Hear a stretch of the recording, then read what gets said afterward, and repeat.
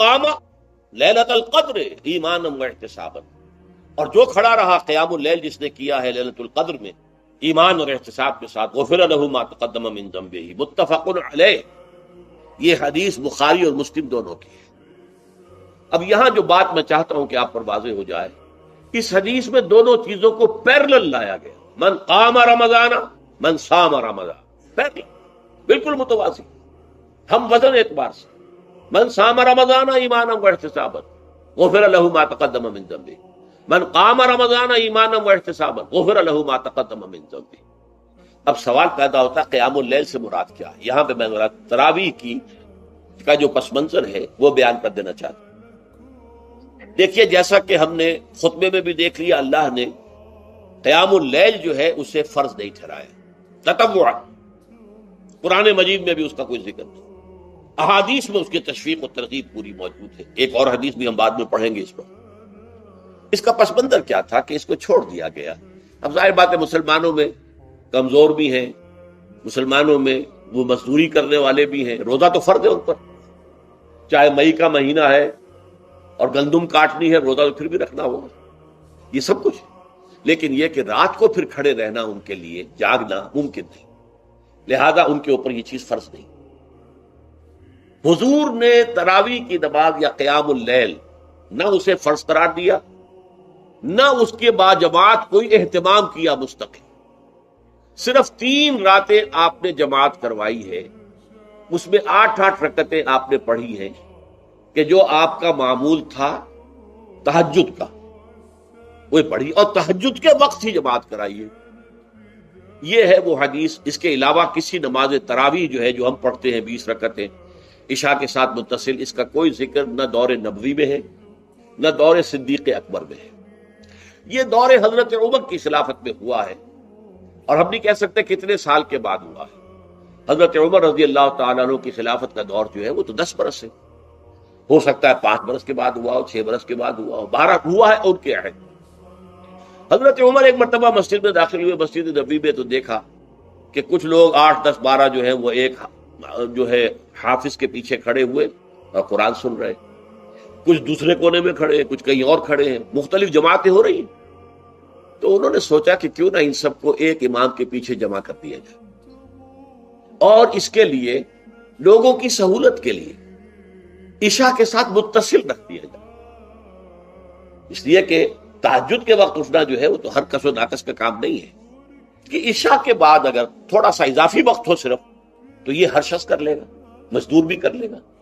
لہذا آپ نے یہ نظام تجویز فرمایا کہ عشاء کے متصلاً بعد 20 رکعت نماز پڑھی جائے اور ایک امام کے پیچھے پڑھی جائے۔ یہ گویا کہ اجتہاد ہے حضرت عمر رضی اللہ تعالی عنہ،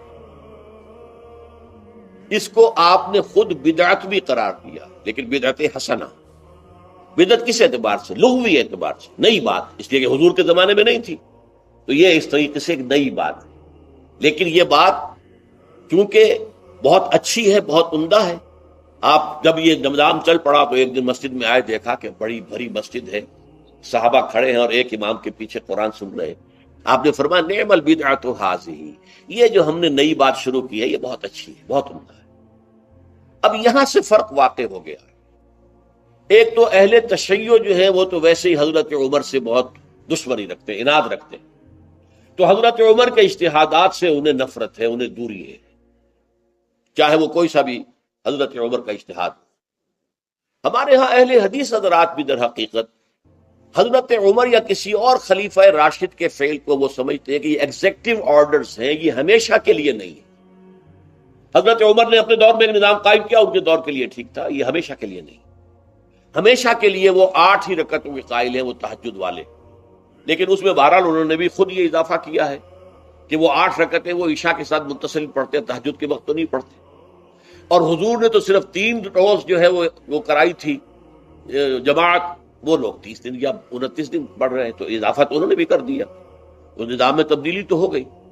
لیکن اہل سنت جو کہلاتے ہیں، ہمارے جو 4 جو ہیں، جو ہمارے مسلک ہیں، حنفی، مالکی، شافعی، حنبلی، ان کا اتفاق ہے اس پر حضرت عمر کا، کیونکہ ان کے سامنے اصول یہ ہے کہ حضور نے فرمایا علیکم بسنتی وسنت الخلفاء الراشدین المہدیین، تم پر لازم ہے کہ میری سنت کو پکڑو مضبوطی کے ساتھ، اور میرے خلفاء راشدین مہدیین جو ہیں ان کی سنت کو پکڑو۔ اس اصول سے یہ چاروں فقہیں جو ہیں حضرت عمر کے اجتہادات جو ہیں ان کو بھی پابندی سمجھتے ہیں کہ تمام عمر کے لیے قیامت تک کے لیے امت مسلمہ پر ان کی پیروی لازم، لہذا اس میں اجماع ہے۔ اور یہاں تک کہ یہ سب سے آخری جو اس میں مسلک پیدا ہوا ہے زمانی اعتبار سے، سب سے پہلے مسلک جو ہے حنفی پیدا ہوا، پھر مالک کی پیدا ہوا، پھر شافعی پیدا ہوا اور پھر حنبلی آخری۔ اور امام احمد ابن حنبل بہت بڑے محدث بھی ہیں، مسند احمد ابن حنبل جو ہے وہ بہت بڑی کتاب ہے، بہت اہم کتاب ہے، جامع کتاب ہے۔ تو ان کے ہاں بھی 20 رکعتیں ہیں، چنانچہ حرمین شریفین میں سعودی عرب میں مکے اور مدینہ منورہ میں جو نماز تراویح ہوتی ہے اس کی 20 رکعتیں ہیں، لیکن اہل حدیث حضرات جو ہیں وہ اس 8 کے اوپر اکتفا کرتے ہیں۔ بہرحال یہ ایک اختلاف ہے جو میں نے اس کا پس منظر بیان کر دیا، لیکن اس 20 رکعت نماز سے ادا کرنے سے جو کہ زیادہ سے زیادہ 50 منٹ یا 1 گھنٹہ لگتا ہے، اس میں وہ قیام اللیل کا حق ادا نہیں ہوتا۔ قیام اللیل کا تو کچھ اور ہے۔ قیام کسے کہتے ہیں؟ یہ سورہ مزمل سے واضح ہوتا ہے، یا ایھا المزمل قم اللیل الا قلیلا نصفہ او انقص منہ قلیلا او زد علیہ ورتل القرآن ترتیلا۔ آدھی رات یا آدھی رات سے کچھ کم، یعنی تہائی رات، یا آدھی رات سے کچھ زائد، 2/3 رات، یہ ہے قیام اللیل۔ چنانچہ سورہ مزمل ہی کی آخری آیت جو دوسرا رکوع مشتمل ہے جس پر، اس میں صاف کہہ دیا گیا ان ربک یعلم انک تقوم ادنی من ثلثی اللیل ونصفہ وثلثہ وطائفۃ من الذین معک۔ اے اللہ کے نبی، اللہ خوب واقف ہے کہ آپ بھی اور آپ کے ساتھ ایک جماعت بھی رات کو کھڑی رہتی ہے، 2/3 رات یا آدھی رات یا 1/3 رات۔ تو یہ سارا معاملہ جو ہے قیام اللیل کا، گویا کہ کم سے کم 1/3 رات پر اس کا اطلاق ہو سکے گا، یہ نہیں کہ 1 گھنٹے۔ اب اس کے ضمن میں دیکھیے حدیث پڑھیے، تیسری حدیث ہے عن عبداللہ ابن عمرو ابن العاص رضی اللہ تعالی عنہ۔ یہ وہی عبداللہ ابن عمرو ہے جن کی میں نے آپ کو حدیث پہلے سنائی ہے۔ یہ ساری رات کھڑے رہتے تھے، پوری رات، اور ہر روز روزہ رکھتے تھے، جس پر حضور نے منع کیا، لا تفعل، مت کرو ایسا۔ رضی اللہ عنہما، یہ خود بھی صحابی ہیں اور ان کے والد عمرو بن العاص بھی صحابی ہیں۔ ان رسول اللہ صلی اللہ علیہ وسلم قال، کہ اللہ کے رسول صلی اللہ علیہ وسلم نے فرمایا، الصیام والقرآن یشفعان للعبد، روزہ اور قرآن بندے کے حق میں شفاعت کریں گے۔ یقول الصیام، روزہ یہ عرض کرے گا اللہ کی جناب میں، اے رب پروردگار، انی منعتہ الطعام والشہوات بالنہار، میں نے تیرے اس بندے کو دن کے دوران کھانے پینے سے اور اپنی شہوت کا تقاضا پورا کرنے سے روکے رکھا، یہ میری وجہ سے روکا رہا، تو میری شفاعت اس کے حق میں قبول فرما، فشفعنی فیہ، میری شفاعت اس کے حق میں قبول فرما۔ ویقول القرآن، قرآن کیا کہے گا، منعتہ النوم باللیل، میں نے اسے رات کے وقت سونے سے، نیند سے روکے رکھا، فشفعنی فیہ، تو اس کے حق میں میری شفاعت قبول فرما۔ حضور فرماتے ہیں فیشفعان، ان دونوں کی شفاعت قبول کی جائے گی۔ یہ ہے قیام اللیل۔ یہ قیام اللیل صرف تراویح کی نماز سے جو پڑھ لی جاتی ہے، اور ہمارے ہاں تو یہ ہے، وہاں کم سے کم یہ تو تھا، صحابہ کرام کھڑے ہوتے تھے تو جو قاری پڑھ رہا ہوتا تھا وہ ان کے دل میں اترتا جاتا تھا، اس کا مضمون اور مفہوم جو ہے ان کو معلوم ہے، لہذا وہ اس کی زبان سے نکلا ہوا ہر لفظ ان کے قلب کی گہرائیوں تک اتر رہا۔ یہاں تو یہ ہے پیرٹ لائک حافظ ہے، اسے خود پتہ نہیں میں کیا پڑھ رہا ہوں، اکثر حفاظ جو ہیں وہ عالم تو نہیں ہوتے، اور جو سن رہے ہیں انہیں کچھ پتہ نہیں ہم نے کیا سنا، تو ٹھیک ہے، کم سے کم ثواب تو انہیں ملے گا کہ انہوں نے وقت نکالا ہے، 1 گھنٹہ ہی اضافی صحیح، لیکن بہرحال اس کا وقت تو انہوں نے نکالا ہے، محنت کی ہے، کھڑے رہے ہیں، ثواب ملے گا۔ لیکن جو مقصد ہے وہ حاصل نہیں ہوتا۔ اس مقصد کے حصول کے لیے اول تو قیام اللیل کی کم سے کم مدت 1/3۔ اگر کوئی شخص فرض کیجئے کہ اس کے ہاں کوئی اور انتظام نہیں ہے، جیسا کہ ہمارے ہاں ہم نے انتظام کیا ہے، بڑے بڑے شہروں میں دورہ ترجمہ قرآن، اس میں ہمیں 5 گھنٹے لگ جاتے ہیں، نصف شب کے قریب جو ہے معاملہ ہو جاتا۔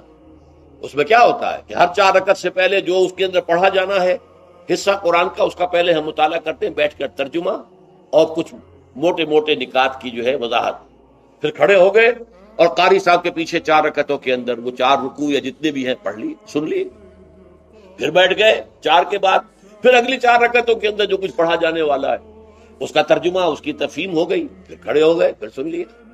اس طریقے سے 5-6 گھنٹے میں تراویح ختم ہوئی، تو تراویح بھی ہو گئی۔ حضرت عمر کے